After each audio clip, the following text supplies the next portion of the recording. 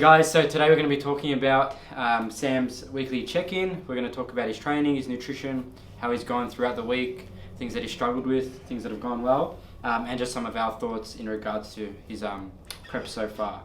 So this week's update, like not a lot changed in terms of training, in terms of obviously exercise selection, the training program itself, things stay pretty steady. We did increase intensity a bit this week. Maybe a bit of volume increases, not much. I like to keep that pretty steady, unless like increasing volume is appropriate and feasible. And actually this week we're going to start getting feedback on Sam's like motivation to train, like his readiness to train, how he's recovering between sessions, so that I have a better indication of whether he can tolerate more volume or not. Like keeping an eye on his like joints, and I think he's been going pretty well with like his hip that he was having trouble with. You're having a bit of like that lat, that lat kind of pain, which you spoke to Anth about. Lucky it's not really interfering with training itself, it's more just with posing. And yeah, we'll just obviously try and manage that. It's probably just a result of increasing workload to that area through like adding in posing a few times a week. Yeah, definitely. So I think the main thing will be just like giving it time to recover, not aggravating it, and it should sort of sort itself out. But yeah, in regards to the training itself, slight increases to training intensity or proximity to failure. Like we've dropped the RIRs on a few exercises. Sets have been pretty steady, some increases, and will only really increase when appropriate in regards to volume. Yeah. Anything from you, Mato or Sam? I would say week 3 of the block, everything's probably moving really well. I always find that, not just for myself, but for anyone I train, generally speaking, the first week or two, you sometimes face some teething issues, particularly people coming off a deload. So I think we're through that initial kind of resistance in terms of like getting familiar with the exercises, loads, what it takes to say warm up or get accustomed to, lift on a certain day. So routine and training kind of schedule is really settled in now. Everything just in that leg session we just finished was really good. My left hip, like quad issue, is mostly resolved. It definitely takes a little bit more warming up. But yeah, was very much able to increase on last week, and just managing the lat, just like avoiding too much direct work on it that causes that pain. Otherwise, training's going really well. Performance is still climbing despite being smaller. That's a good sign. So nutrition wise, not much has really changed. 4 weeks in to at least the prep, I've been in a deficit for nearly 16 out of now about 15 out of the last 20 weeks, which is quite a long time. So I still have no hunger, no issues with food. Really just trying to keep everything pretty simple. My meals are very much regular, regimented.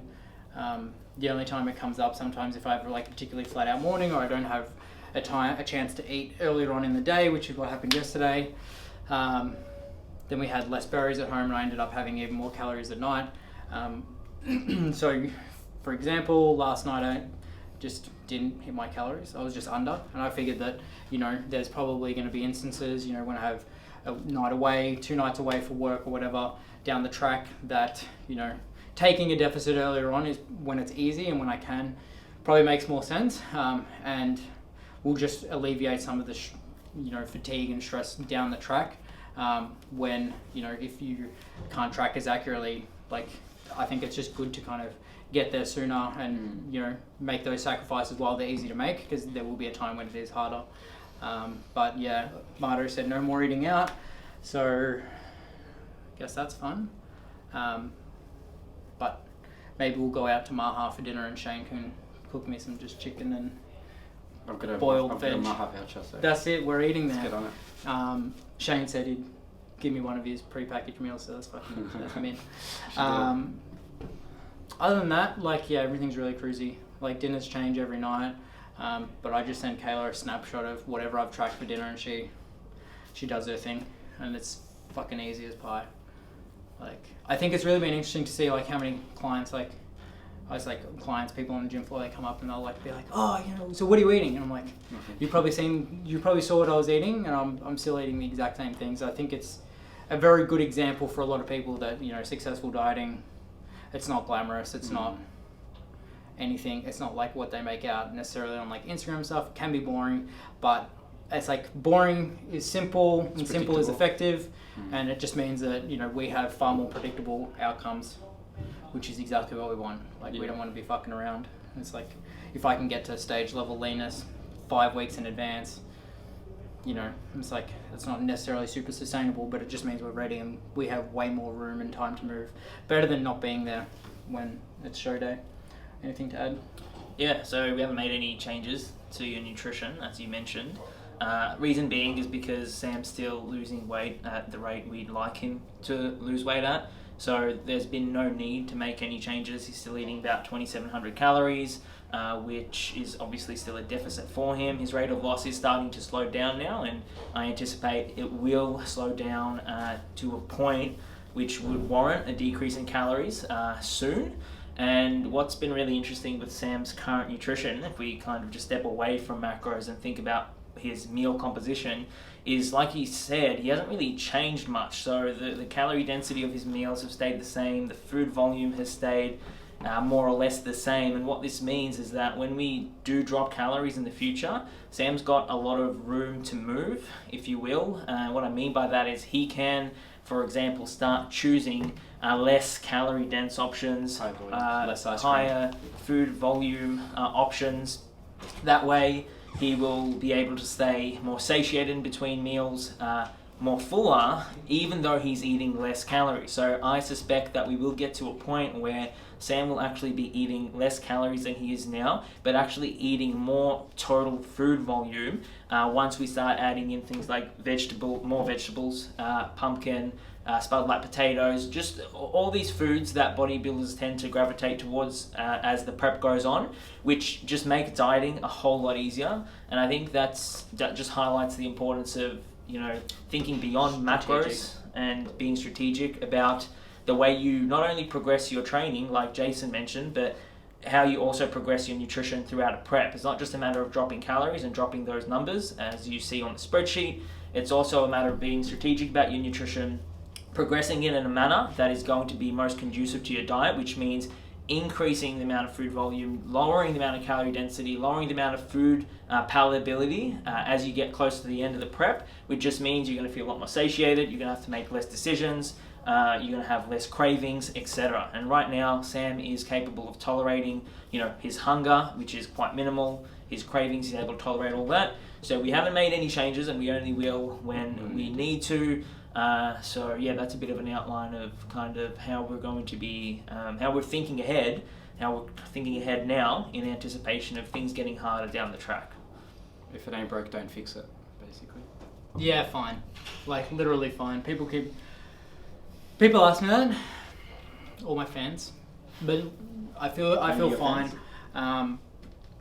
Probably the last couple of days it felt only work-wise overwhelming. I attribute that entirely to gyms being back. So my total work schedule with like all the time spent on the gym floor, coaching, and then just a culmination of, you know, different projects that are coming to a head, launching end of financial year.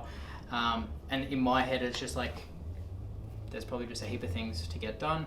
Fortunately, we have a good team, so it's like, you know, it stresses me out a bit because I like to be on top of everything. But other than that, like, I feel entirely fine. So still mentally, well. physically, like, motivated to train. I still don't feel like anything's changed, which I think is a good thing, because it's like nothing really does change. It's like still 13 or 12 and a half weeks away from the first comp, and then another 3 or 4 weeks beyond that. So it's very far away to, it's just really early days. So nothing, no, like mentally, I'm fucking good. Every day I wake up and say, what a good day. You know, I'm lucky. So.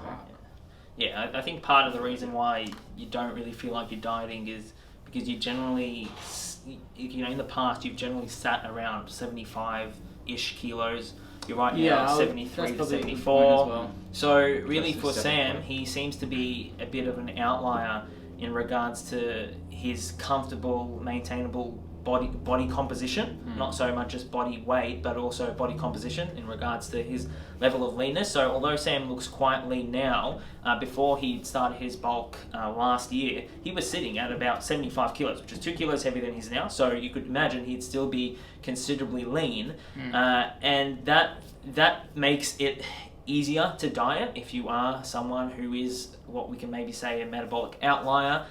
So right now, you know, Sam's, like he said, he's not feeling like he's dieting. His mental state hasn't been impacted as much, and that's likely just because he's used to being at this level of body composition. And although he's lost like 10 kilos, that may be different to someone else who loses 10 kilos and gets, you know, below what they usually sit at, for example, much below what they usually sit at. So there's a lot of variability from individual to individual, and you know, you shouldn't look at Sam's current state And expect to be the same. expect to feel the same once you've lost 10 kilos. It all depends on your starting point. It all depends on your dieting history and on your just history in general, in, you know, regards to many things. 2 points to add.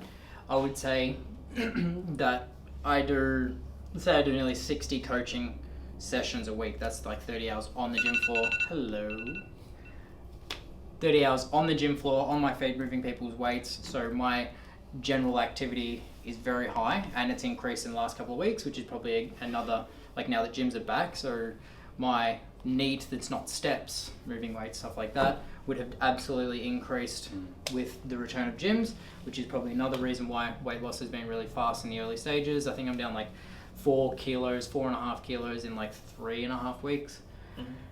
And the other thing is that losing a lot of weight when you're force feeding and you're deliberately trying to gain as much weight as you can is a different ball game to trying to lose it when you're just normally maintaining that. Because like being at 87 kilos when I was eating over 4,000 calories a day, that's not normal. That's like there's probably like 3 kilos worth of extra mass that I was holding just as a product of my diet. So like, yes, it's a lot of absolute weight, but it's very much pushing from It's getting closer. not a normal state of being for me. Like, so when someone starts a diet, it's like most people are just normally sitting at their starting weight, whereas my normal starting weight was nearly 8-9 kilos below where I was. So it was very easy to return to a more comfortable weight.